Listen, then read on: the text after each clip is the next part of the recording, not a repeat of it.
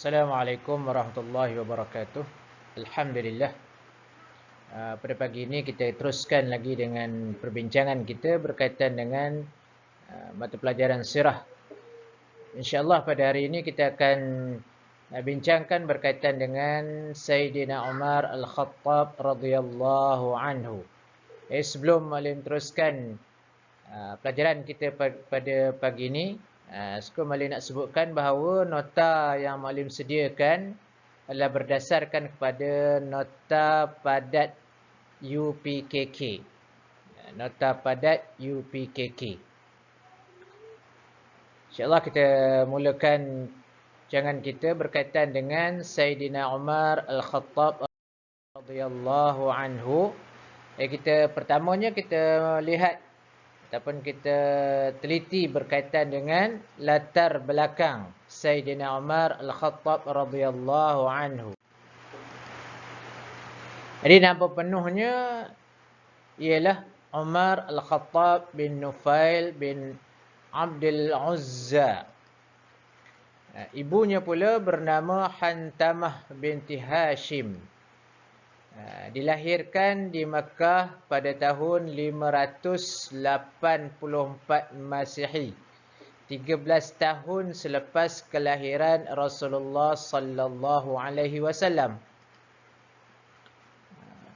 Beliau berketurunan Bani Al-Adi daripada kabilah Quraisy dan keluarganya daripada kalangan orang yang terkenal serta masyhur.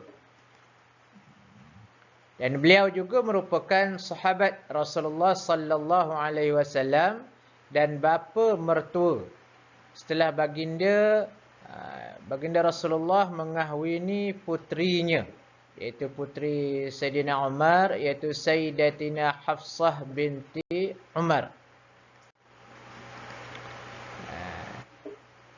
Sayyidina Umar ini mendapat gelaran Al-Faruq. Sebab apa?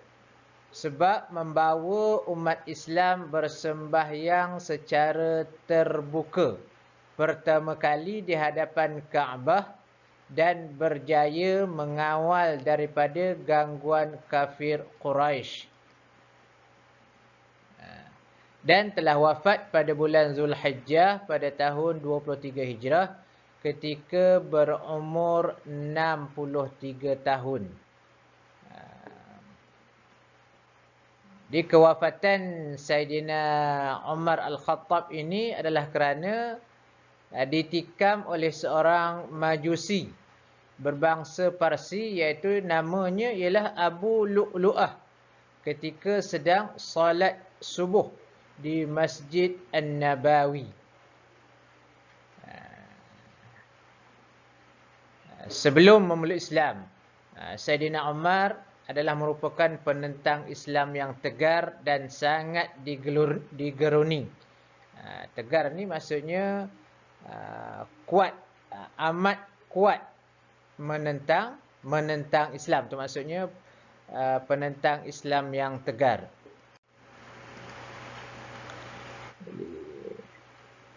Kita tengok seterusnya berkaitan dengan akhlak Sayyidina Umar Al-Khattab. Jadi kita nak tengok akhlak Sayyidina Umar Al-Khattab ini daripada dua sudut. Yang pertamanya sebelum beliau memeluk Islam, iaitu di zaman jahiliyah, sebelum kedatangan Islam. Dan yang keduanya selepas memeluk Islam.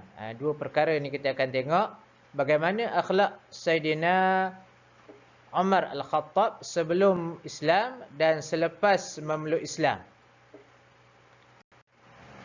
Sebelum memeluk Islam, iaitu di zaman jahiliyah, Sayyidina Umar Al-Khattab ini adalah seorang yang berpegang kuat dengan adat resam jahiliyah. Banyak adat resam jahiliyah yang bertentangan dengan ajaran Islam, yang mana salah satunya mereka tidak menerima ataupun mengiktiraf anak perempuan. Yang keduanya, sebelum memeluk Islam, Saidina Umar ini merupakan seorang penentang risalah Islam. Risalah itu maksudnya adalah merupakan ajaran Islam. Maksudnya Saidina Umar ini sebelum dia memeluk Islam, dia merupakan seorang penentang ajaran Islam. Jadi setelah memeluk Islam ataupun selepas memeluk Islam, bagaimana pula akhlak Saidina Umar Al-Khattab ini? Ada 5 perkara.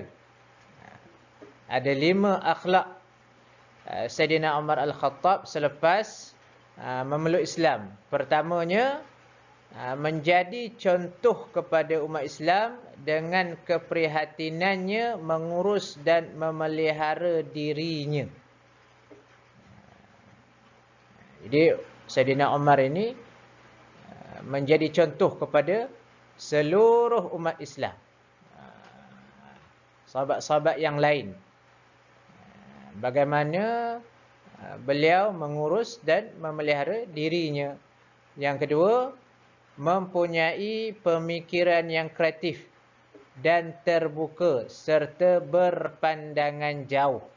Ini terutamanya daripada sudut ketika beliau memerintah ataupun setelah dilantik menjadi khalifah. Di banyak perubahan-perubahan yang telah pun dibuat oleh Saidina Umar Al-Khattab. Ini kita akan sentuh pada sesi yang akan datang. Seterusnya, akhlak yang seterusnya ialah beliau merupakan seorang yang bijaksana dan tegas dalam memerintah negara.